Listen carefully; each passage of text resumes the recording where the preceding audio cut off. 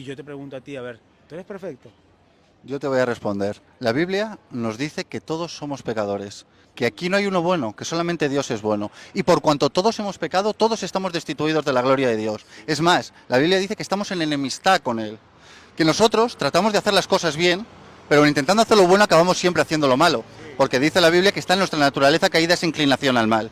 Mira, te voy a poner un ejemplo. A un niño de pequeño, tú no tienes que enseñar a hacer lo malo, le tienes que enseñar a hacer lo bueno, porque lo malo ya le sale. Es decir, lo tenemos en nuestra naturaleza caída esa inclinación al mal. Verás, nosotros vamos a ser juzgados por la ley de Dios. Y la ley de Dios es perfecta y su juicio es justo. ¿Conoces los 10 mandamientos? Los 10 mandamientos, sí, sí me los conozco, pero no los practico de repente a veces porque uno, pues te lo digo, porque uno llega aquí, yo soy acá, yo llego a este país, entonces me dedico, como se dice, uno a trabajar como inmigrante, como extranjero que es.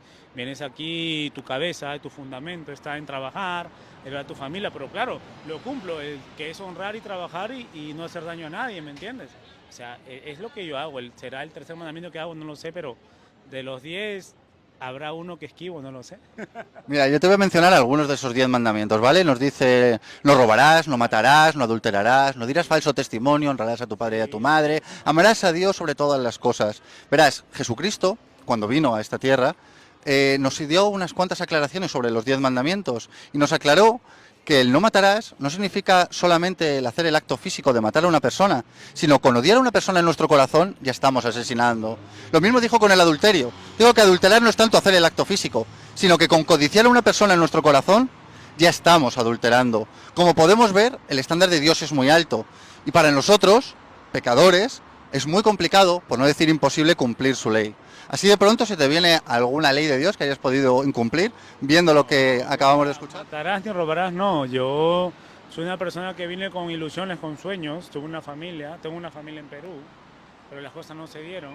Entonces, pues te toca estar aquí, estás en un país que no conoces a nadie, que nadie te da, te dice, ¿sabes qué? Toma un trabajo, te confío en ti. La desconfianza siempre va a haber por todos lados, porque hay gente mala y buena en todos lados.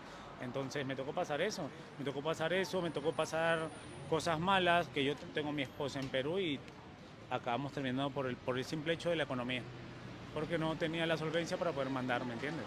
Entonces, como tú dices, o sea, tú me dices los 10 mandamientos, no robarás, no matarás, y entonces te toca hacer cosas, ¿me entiendes? Para salvar a tu familia.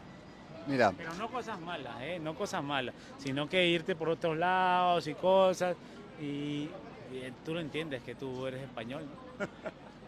tenemos que entender, es que si nosotros creemos en Dios, tenemos que confiar en Dios. Yo creo en Dios, yo creo en Dios. Él es nuestro proveedor. Y es así. Yo te quiero hacer ver una cosa, que da igual que seas peruano, colombiano, da igual la nacionalidad que tengas, español, francés, italiano, ecuatoriano, todos nosotros, para Dios, somos iguales. Dios no hace acepción de personas.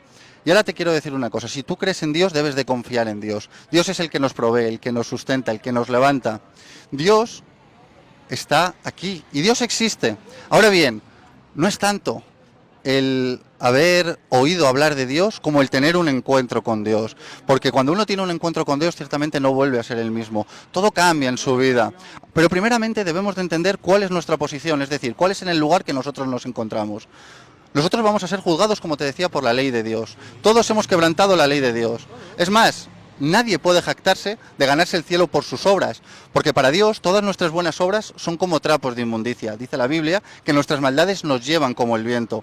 Nosotros nada podemos hacer para justificarnos, porque Dios sabe los pensamientos que tiene para nosotros, dice el Señor, pensamientos de bien y no de mal, para darnos a todos el fin que esperamos.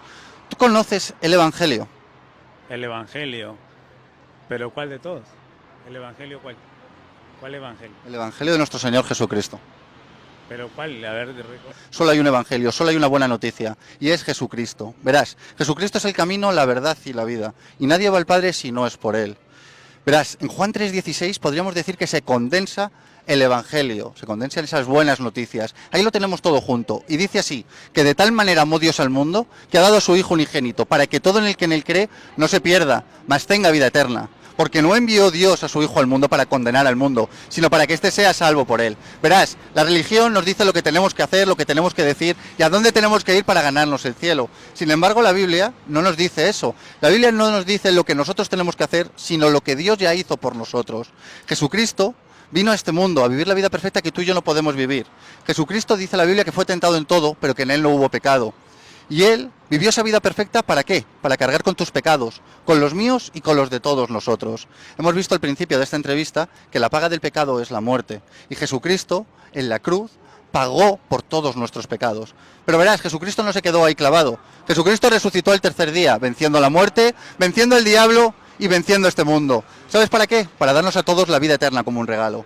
Jesucristo en una ocasión dijo: yo soy la resurrección y la vida, y el que cree en mí, aunque muera, vivirá. Y le preguntó a sus discípulos: ¿creéis esto? Y yo te pregunto en esta hora, ¿tú crees esto? ¿Crees que Jesucristo es la resurrección y la vida?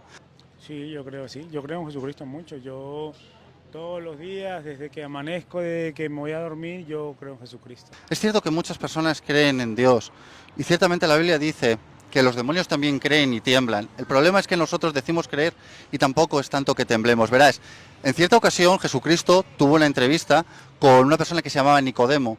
Era un religioso de la época. Este acercó a Jesucristo en la noche para preguntarle, para saber más acerca de él. Y Jesucristo le respondió con estas palabras. Le dijo: de cierto te digo, que no entrarás en el reino del cielo al menos que nazcas de nuevo. Ciertamente nosotros debemos de tener un encuentro con Dios, porque solamente teniendo un encuentro con Dios podremos volver a nacer de nuevo. Verás, lo que es nacido de la carne, carne es, y lo que es nacido del espíritu es. Las cosas de la carne no buscan a Dios, sin embargo en el espíritu es en lo que nosotros podremos encontrar a Dios. Y es necesario que tengamos ese encuentro, que miremos a la cruz con esperanza y que nos arrepintamos de nuestros pecados.